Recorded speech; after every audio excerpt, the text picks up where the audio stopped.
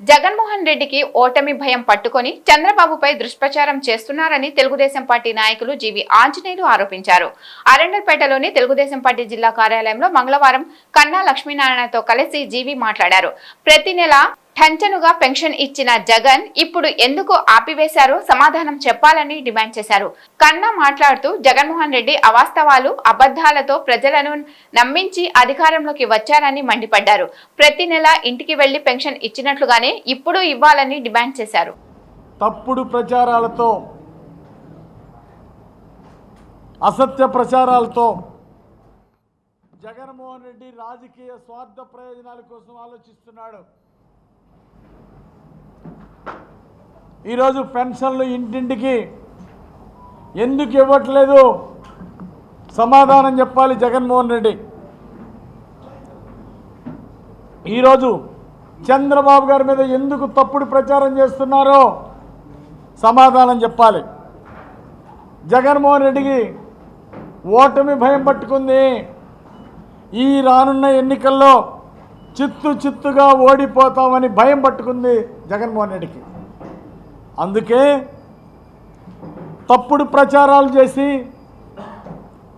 చంద్రబాబు గారి మీద బురద జల్లి అసత్య ప్రచారాలు చేసి మళ్ళీ అధికారంలో రావాలని కుట్ర చేస్తూ ఉన్నాడు జగన్మోహన్ రెడ్డి.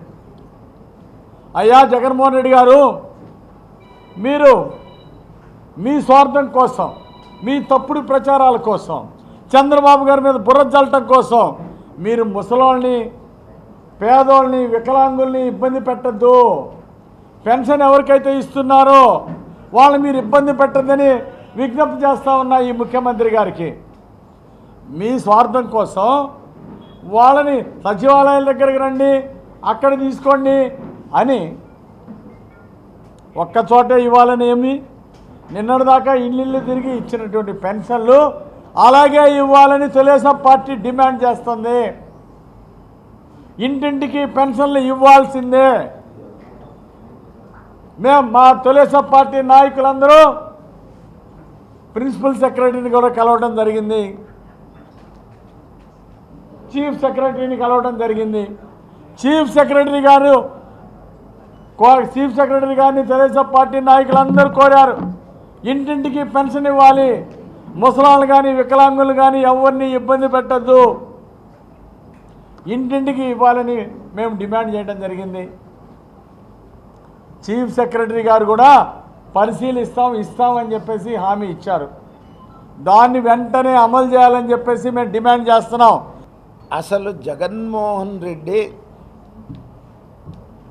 ఒక మోసపూరితమైనటువంటి ప్రచారానికి 2019 నుంచి తెరదీసి అవాస్తవాలతో, అబద్ధాలతో ప్రజల్ని నమ్మించి 2019లో అధికారంలోకి వచ్చాడు.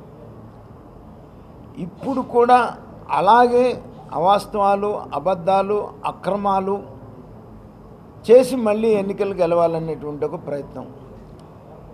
దాంట్లో భాగమే ఇవాళ ఈ పెన్షన్ డిస్ట్రిబ్యూషన్ విషయం.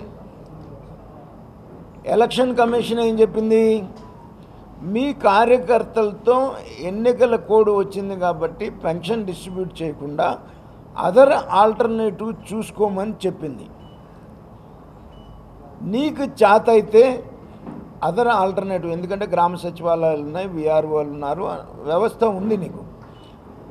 ఈ వ్యవస్థతో ఏదైతే door to door pension first తారీఖు ఇస్తున్నావో ఆ ఫస్ట్ తారీఖు డోర్ టు డోర్ పెన్షన్ ఇవ్వాలి అనేటువంటిది తెలుగుదేశం పార్టీ డిమాండు.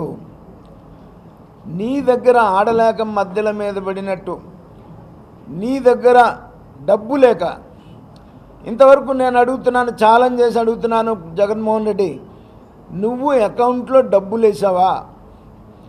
నువ్వు వాళ్ళ వల్ల ఇవ్వలేకపోతున్నాను, వీళ్ళ వల్ల ఇవ్వలేకపోతున్నాను అని చెప్పే నువ్వు ఈరోజు వరకు కూడా నువ్వు అకౌంట్లో డబ్బులు వేసావా? సమాధానం చెప్పాల్సిన అవసరం యువజన శ్రామిక రైతు కాంగ్రెస్ పార్టీ మీద ఉంది అని చెప్పేసి నేను చెప్తా ఉన్నాను.